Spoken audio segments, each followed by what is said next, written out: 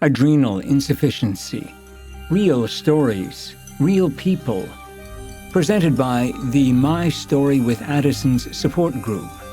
www.mswad.info and on Facebook.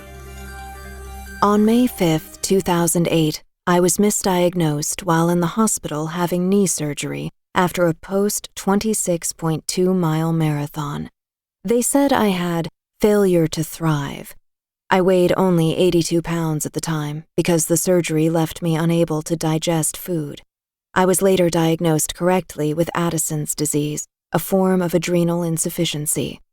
My first endocrinologist told me I had only 5 years to live, but here I am. My other medical conditions include Ehlers-Danlos syndrome, lupus, CFS, fibromyalgia, gastroparesis, PTSD, pernicious anemia, arthritis, osteoporosis, post-concussion syndrome, migraines, and I have a history that includes a broken T12 in my spine. My daily regimen includes Cortif 40 milligrams, split in 4 doses daily, palliative care pain medications daily, along with vitamins, herbs, and clean eating. Adrenal insufficiency has robbed me of the life I always hoped and dreamed to have with my husband, John, and 4 adult children. My motto is, you can mess with me all you want, but don't you ever mess with my kids. My name is Debra. I was diagnosed with Addison's disease in March of 2011.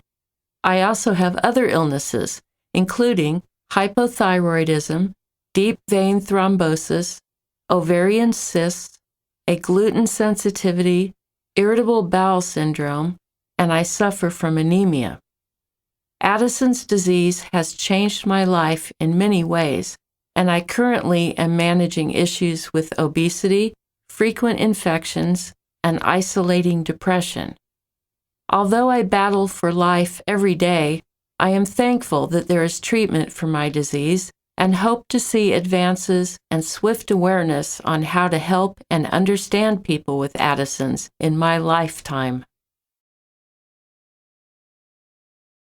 Hello, my name is Janice.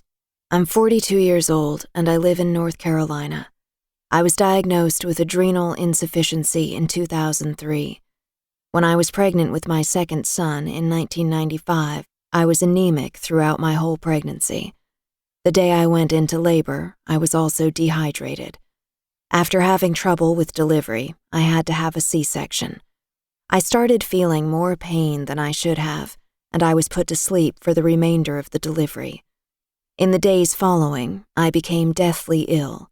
The doctors didn't have a clue as to what was going on. I had come down with pneumonia, a pelvic infection, and my iron level was really low. That's when I had to have a blood transfusion. I was required to stay in the hospital for 3 weeks after the delivery. I was also diagnosed with lupus in 2011. I take Cortif, which is hydrocortisone, 10 milligrams, 20 milligrams in the morning, and 10 milligrams in the evening. I also have to take Florinef, which is a mineralocorticoid, 0.1 milligram in the mornings. Every day is so different from the day before.